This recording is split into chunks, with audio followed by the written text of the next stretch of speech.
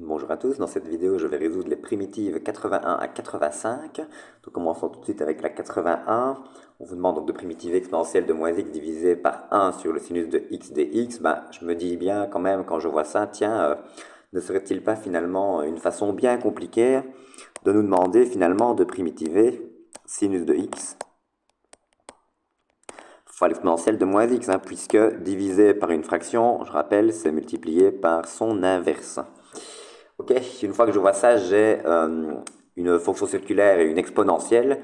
Donc, la méthode de primitivation par partie nous appelle. Donc, on est parti en mettant votre exponentielle en f de x. Donc, exponentielle de moins x. Nous allons devoir la dériver, cette exponentielle de moins x, et donc nous obtiendrons pour f' de x moins l'exponentielle de moins x. En g' de x, nous allons mettre la fonction sinus de x. Nous allons la primitiver pour obtenir g de x qui sera donc égal à moins le cosinus de x. Et donc, vous connaissez la chanson. On va faire celui-là fois celui-là, moins primitive de celui-là fois celui-là. Donc, on est parti. Réponse, moins cosinus de x fois l'exponentielle de moins x. Alors, moins primitive de celui-là fois celui-là. Donc j'ai moins à cos de x fois moins l'exponentielle de moins x. Donc moins 1 fois moins 1, ça fait plus 1. C'est pour cela que dans la primitive, j'écris immédiatement que c'est cosinus de x fois l'exponentielle de moins x dx. Alors, vous l'avez peut-être reconnu dès le départ, on a ici affaire à ce qu'on appelle une primitive qui est autoréférente. Donc, on va la voir réapparaître à un signe près dans quelques instants, cette primitive de départ. Donc ici, bon, on est reparti pour un tour. Je mets l'exponentielle de moins x en f, je dérive pour obtenir moins l'exponentielle de moins x. Je mets cosinus de x en g', je primitive pour obtenir sinus de x. Et donc, qu'est-ce que je vais obtenir au total? Donc, ce sera égal à moins cosinus de x fois l'exponentielle de moins x. Allez, je le refais encore une fois. C'est-à-dire qu'on va faire celui-là fois celui-là, moins primitive de celui-là fois celui-là. Donc, allons-y. Alors attention, il y a un moins ici. Le moins va porter sur tout le monde. Donc à nouveau, vous écrivez le moins, puis vous mettez des parenthèses, vous faites votre méthode de primitivation par partie, vous appliquez la formule habituelle sans vous préoccuper du moins qui est devant votre parenthèse, et après, vous appliquez le moins. Ça vous évitera de vous tromper. Moi, je vais le faire d'un coup. Donc attention à ce moins. Donc ça va faire sinus de x fois l'exponentielle de moins x, mais j'ai un moins devant, donc moins le sinus de x fois l'exponentielle de moins x. Ensuite, je dois faire moins primitive de cette fonction fois cette fonction. Donc, comme j'ai un moins, ça va faire plus la primitive de l'exponentielle de moins x fois sinus de x, sauf que j'ai un moins là-devant. Donc, au total, je me retrouve avec moins primitive de exponentielle de moins x fois sinus de x.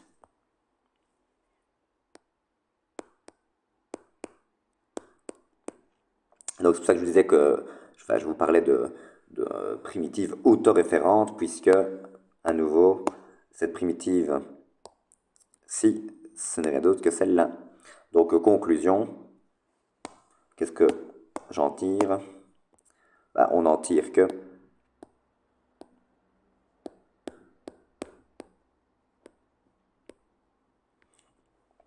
si j'ajoute aux deux membres de l'égalité, puisqu'après tout, je suis en train de dire que tout ceci est égal à tout cela, je vais ajouter aux deux membres de l'égalité cette primitive, et donc j'obtiens 2 fois cette primitive égale à ceci, à une constante additive près.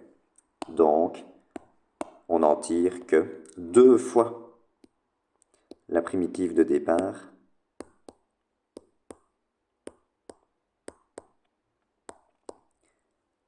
eh bien c'est donné par moins. Alors je vais mettre moins l'exponentielle de moins x en évidence, hein, donc j'ai moins l'exponentielle de moins x. Il me reste cos de x plus sinus de x à une constante additive près, sauf que j'obtiens donc une solution pour 2 fois la primitive de départ. Moi, ce que je voulais, c'est précisément la primitive de départ. Donc, je vais simplement diviser les deux membres de l'égalité par 2 et j'aurai ainsi la conclusion.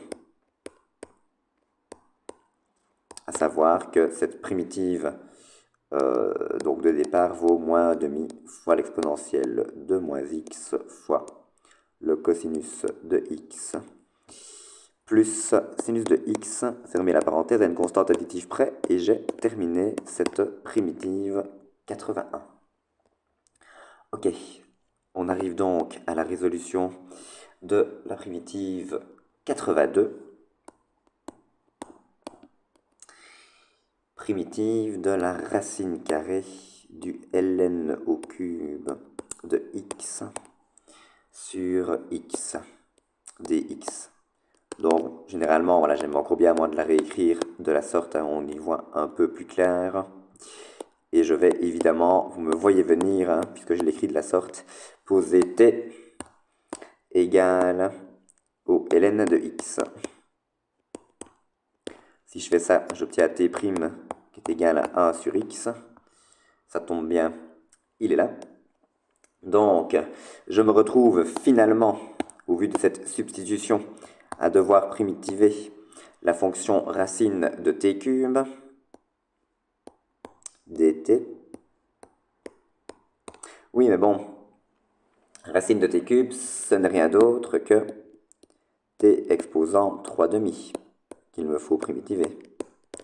Donc, j'obtiens t exposant 5 demi sur 5 demi à une constante additive près. Autrement dit, j'obtiens 2 cinquièmes de la racine carrée de t exposant 5, qui était t ln de x, donc la racine carrée. Racine carrée de ln de x exposant 5, donc ouais, je vais peut-être l'écrire ln exposant 5, je vais prendre une notation plus courte, voilà.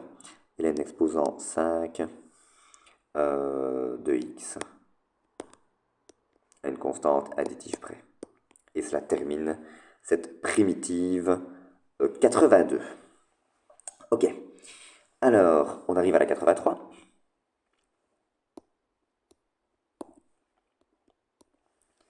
Primitive de tangente de x sur 3. Alors on l'a rencontré précédemment dans cette liste, même plusieurs fois d'ailleurs. Hein. Ça revient par décomposition primitivée finalement à la fonction tangente de x. Je vais de nouveau aller très rapidement pour la résolution, je vais le faire oralement. Vous savez que tangente de x, sinus de x sur cosinus de x, on procède alors par substitution en posant t égale à cosinus de x à dériver, donc c'est moins sinus de x. Je fais donc apparaître le moins au numérateur, je sors un moins pour ne rien changer, et donc j'obtiens moins 1 tiers primitif de 1 sur t dt avec t égale à cos. Donc un primitif de 1 sur t dt, c'est le ln de la valeur absolue de t, sauf que t c'était cos, donc j'obtiens moins 1 tiers du ln de la valeur absolue du cosinus de x à une constante additive près. Et cela termine cette primitive 83. On arrive donc à la 84. Primitive 84, on me demande de primitiver 5 fois l'exponentielle de x sur la racine carrée de 1 plus l'exponentielle de x. Par décomposition, je peux sortir le 5. Et là, j'ai un dénominateur avec une fonction de fonction, donc substitution, ça paraît raisonnable comme idée. On va poser t égale à 1 plus exponentielle de x. Sa dérivée est donnée par l'exponentielle de x, ça tombe bien, c'est mon numérateur. Je peux donc réécrire la primitive suivante, au vu de notre substitution, comme étant 5 fois la primitive de 1 sur la racine de t dt. À nouveau, ce n'est pas la première fois qu'on rencontre 1 sur racine de t, donc je me permets d'aller plus vite en disant que ce n'est rien d'autre que 2 fois la racine de t. Donc ça fait 5 fois 2 fois la racine de t à une constante additive près, qui était t. 1 plus l'exponentielle de x, et 5 fois 2, cela fait 10. Hein, donc 10 fois la racine carrée de 1 plus l'exponentielle de x à une constante additive près, c'est terminé. Dernière primitive pour cette vidéo, primitive 85. On me demande donc de primitiver moins 5x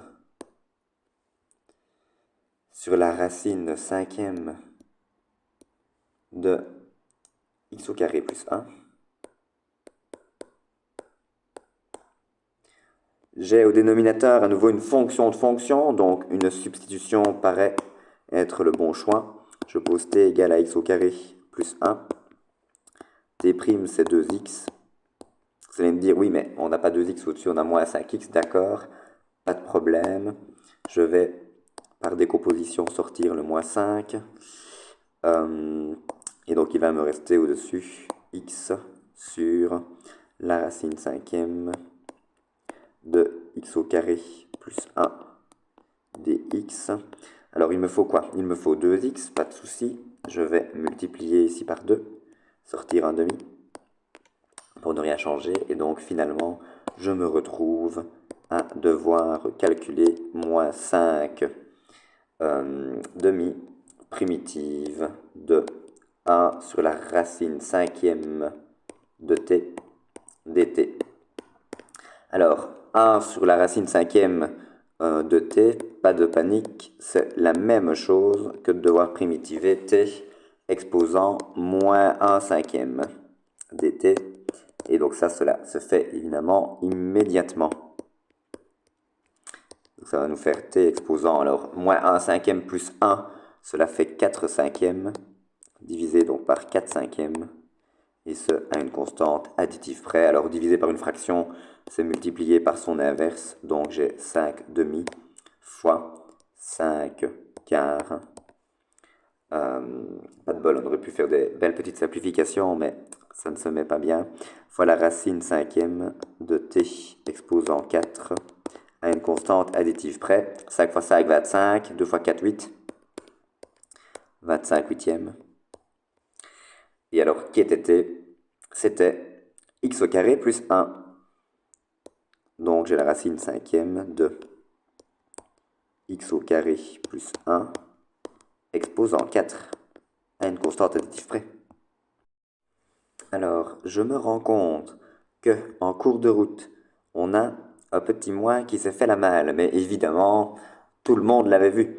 Donc, je vais l'écrire en rouge peut-être pour insister sur sa présence.